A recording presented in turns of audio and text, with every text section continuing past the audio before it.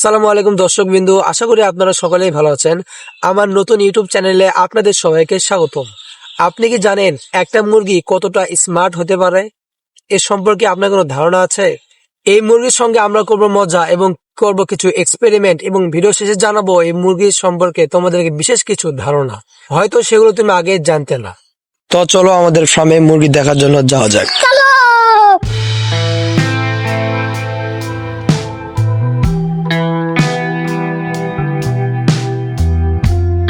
এই যে দেখেন একটা মুরগি। খবরদার, আমার সামনে তুই ক্যামেরা আনবি না, তুই আমাকে দিয়ে ভাইরাল হতে পারবি না। খবরদার, ক্যামেরা আনবি না, ক্যামেরা বন্ধ কর শালা।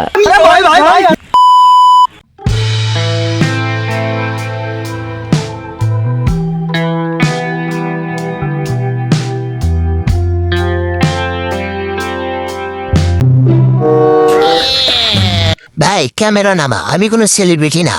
এটা কি সিসিটিভি? আমি তো কিছুই করি নাই। বোন দেখ তো, তো কি মনে হয় এখানে কি করতে এসেছে? আরে পাগলা, তোরা তো কিছুই বুঝিস না, মনে হয় আমাদেরকে রোস্ট করে খাবে। রোস্টি করে খাবে তো ভালো হয়, তাহলে ক্যামেরা কেন নিয়ে এসছে? আরে দেয়ার, তোরা তো কিছুই বুঝিস না, এখন ফেসবুকের যুগ। এই ক্যামেরা ধরে আমাদেরকে খাবে, ক্যামেরা ধরে ফেসবুকে লাইভে আমাদেরকে রোস্ট করে খাবে।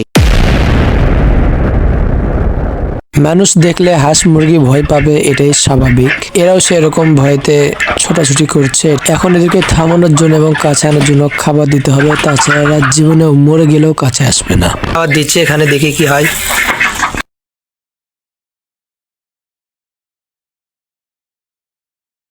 আপনারা দেখতে পাচ্ছেন যে মুরগিগুলো ভয়তে এতক্ষণ পড়লো, তারা এখন আমার পায়ের কাছে এসে খাবার খাচ্ছে। তারা কি পরিমাণ খাবারের লোভী!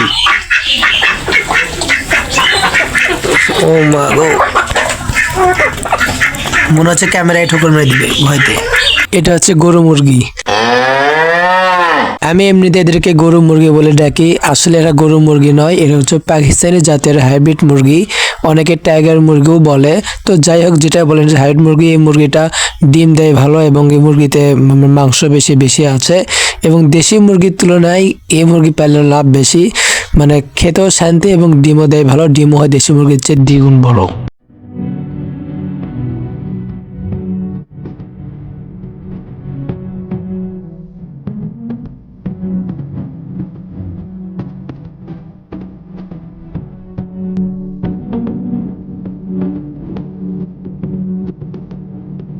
তো গাইস, ভিডিওটা কেমন লাগলো অবশ্যই কমেন্টে জানাতে ভুলবেন না। আর এরকম নতুন নতুন ভিডিও পেতে আমাদের চ্যানেলটা অবশ্যই সাবস্ক্রাইব করতে ভুলবেন না।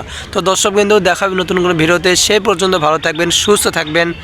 আল্লাহ হাফেজ।